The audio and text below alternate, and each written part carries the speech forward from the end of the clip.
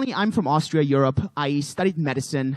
I always wanted to become a medical doctor. I was a professional kite surfer before for 10 years, and my mom had always told me, yeah, any kite surfers here? Show of hands? Ah, yeah, whoa, a couple of you, great. So my mom has always told me, Julian, you need to do something real in life. You can't be a surfer for the rest of your life. So I said, okay, I'm going to study medicine. And I became a trauma surgeon. So I was working, and I felt miserable. It was not what I wanted to do. And so in 2012, I quit. I quit medicine, and I moved to Asia. And in 2014, I met someone who's from the same city as I am, and we met in Bangkok, complete random coincidence. And it's the guy that's sitting on the left of me. I'm there with the pink shirt. And he told me about this new concept called cryptocurrencies and blockchain. And this is now roughly 4 years ago. And I had heard about blockchain in 2011. A patient of mine had actually told me about it. But he made it so scammy that I didn't pay attention. And back then, actually, Bitcoin was at $1. And when Toby told me about Bitcoin again in 2014, Bitcoin had just hit $1,000. So I sat there and I thought, wow, had I just listened to that patient and had invested $1,000, I would have had $1 million by then. So I got really motivated and excited and started investing in cryptocurrencies in 2014. Well, it was just on the downtrend back then. We had something similar that's happening today. And I thought I was really, really smart, and I'm going to wait until the market goes down a bit. So the market started going down from 1,000 to 800, and the all-time high back then was $1,200 a Bitcoin. And I said, wow, you know, I'm so smart. I bought Bitcoin at a discount. The discount minus 30%. Whoa, I really got a bargain. Bitcoin started dropping to 700.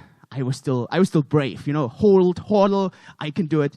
Bitcoin was at 600, at 500. 400, I completely bailed out. I got so nervous. I sold all my Bitcoins and thought, you know what, Julian, that lesson learned, you lost 50% of your money. Bitcoin kept going down, 300, and I felt like a hero. You know, oh, at least I didn't stay with all these losers who had all their money back down.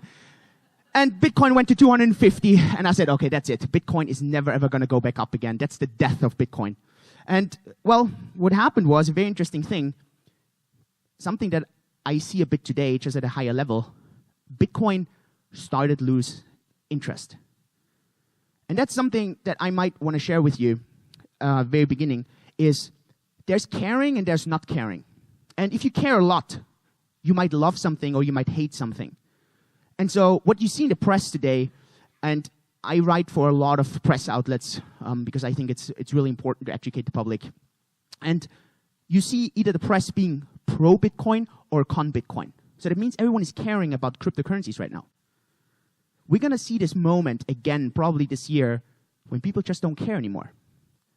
And that was 4 years ago, or this was actually 3 years ago then, when suddenly cryptocurrencies completely turned around. And it was when Bitcoin went from 250 to 300 to 400 to 500, and that's when I started FOMOing out. Because I had this fear of missing out that Bitcoin started going up again. And I bought into Bitcoin. Bitcoin had this really large ride since then over the past 2.5 years. And with that, many, many, many other cryptocurrencies. The reason I'm telling you this is because we had this question back then. Cryptocurrencies are such a great idea, but how can you make these cryptocurrencies actually usable? How can you use them in real life? And so that's why we created a company called 10x 2.5 years ago in 2015 in Singapore, where our mission is to make cryptocurrencies actually usable in real life. We have an app that you can download. You can download it on iOS. You can download it on Android. It's called 10x. And from there, you can order a debit card, and you can use this debit card connected to cryptocurrencies, and then use this card just like you would use another credit card to spend your Bitcoin or Dash or Ether or many, many tokens. And so this was a journey over the past 2.5 years. And last year, 10x did one of the largest ICOs in history. It's still the largest ICO in Asia. We received $80 million from token buyers.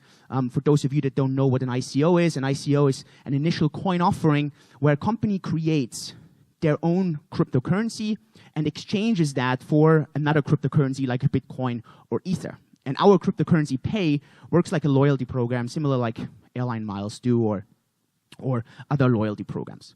And from that point on, back then we were still only 8 people, we had this massive surge. It was the surge from being a company that very few people knew, we had a few thousand users, to today we have 60 team members, 60 employees, we have funding. We have some really talented people working for us. We have over 200,000 users. We are applying for a banking license in Europe. We are, at the moment, we are in pretty much every continent in the world. And this was not only a challenge on how to educate people about cryptocurrencies. It was not only about how to build a team and keep a culture. It was really this entire struggle of how can you connect something that's so new to something that people might be familiar with. And that's how one of those missions came in, which is called How to Make People Crypto Fit. So I have this company called 10x, where it's really about making cryptocurrency spendable. And then I have this mission called How to Make People Crypto Fit in cryptocurrencies. And I wrote this book last year. It's called Cryptocurrencies Explained Simply. I have a book signing afterwards for those that either have the book or you want to buy it at the library. And in this book is really easy to use. It started, how could we teach our team members really, really fast how to get into crypto? We had these really talented people who came from all walks of life, lawyers, compliance people, operational people, obviously developers. How can they easily onboard into the system? And that's how this book got started. We have now sold over 100,000 copies. Originally, it started in German in Europe. Now we have it in English. We are getting it into Spanish and French. And this is really a project that comes from heart. And I'm not sure if you have seen this. This picture was shared a lot. It was Elon Musk who was here. Someone from our company, Veronica, ran out to him. And I had signed initially in there, said, hey, Elon, to Mars and beyond, make the world crypto fit, Julian. And Veronica ran out and handed him this book, and he opened the book. And he read that message, obviously, and then he smiled. He kept the book. I'm not sure if he's reading it. I hope he is. But we received a lot of feedback, obviously, and people kind of misinterpreted and said, Elon Musk is investing into cryptocurrencies. So, that's how sometimes the media can be, swaying into a direction that is not really there. Great, so that's a bit of my background and a bit of where I'm coming from and what's happening. I don't want to only talk about cryptocurrencies today. I want to talk about a forecast that the World Economic Forum made that says in the next 7 to 8 years, 10% of the world's value, if you want to call it, will be stored on blockchains. And this is something that's really, really, really fundamental, because it is like saying 20 years ago that, let's say, in 1998, people saying 10 years later, 2008, 10% of everything that's happening will be happening online. Now, this concept of online, I'm pretty sure if I ask you to raise your hand, it's a silly question to ask who is familiar with the concept of online, because everyone understands the concept of online. But 20 years ago, I'm pretty sure many people would have not understood the concept of what it means to be online. But we're going to see the same shift now in the next 10 years. And if you're in this room, may I know any business owners here in the room? Show of hands, business owners? Okay, wow, a couple of you, thank you. Great. For business owners, what does this mean for your business? For investors, what does this mean for me as a new potential asset class? If I'm a regulator and I speak to regulators all around the world, I met with Christine Lagarde from the International Monetary Fund. I meet with central banks from literally any country in the world, advising them, talking to them, how do these things work? What do these things mean? This is a really, really, really relevant question, because it is the same question of what does it mean for me if in 10 years things are online when today everything was offline? And so what I want to do now in these 15 minutes is to explain these concepts to you. I'm going to use a lot of examples that I've used in the book. The book is a bit more detailed and goes into more depth. But I'm going to go in 5 steps. And I promise you today, you're going to walk out of this door and you're going to understand concepts like a blockchain. You're going to be able to explain the concept of a blockchain to a 10-year-old. That's always how I measure it. Because Albert Einstein always said, only when you can explain something super simple, you truly understood it.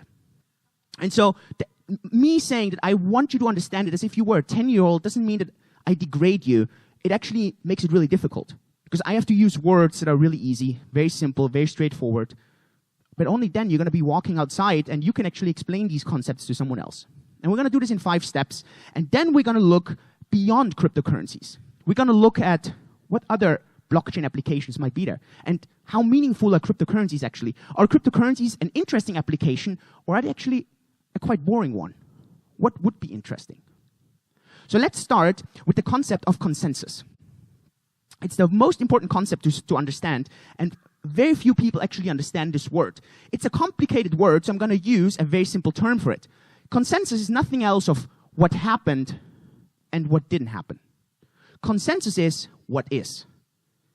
And it's a really, really, really simple term. Because we take the world, reality, as it is.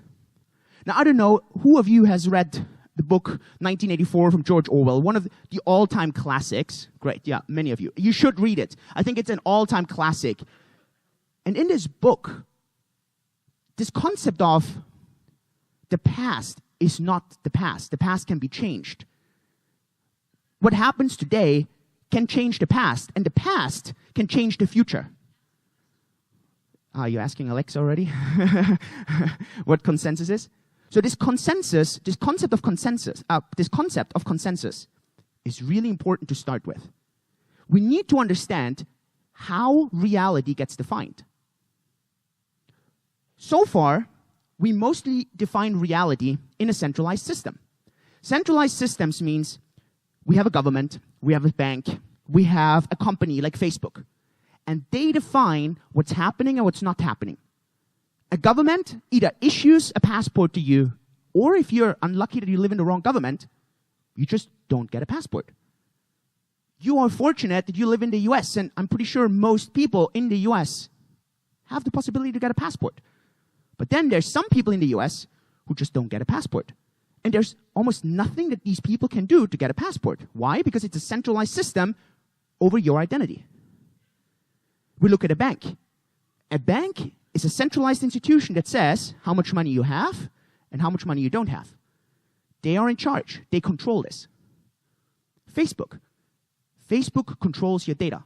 They own your username. They own your password. And if they want to close your account, and I'm pretty sure there's people in this room who had their accounts closed by Facebook, by Twitter, and so on, you lose your account. They decide over what's reality and what's not reality.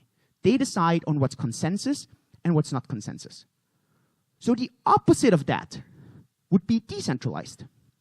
Decentralized versus centralized is the same concept as online and offline.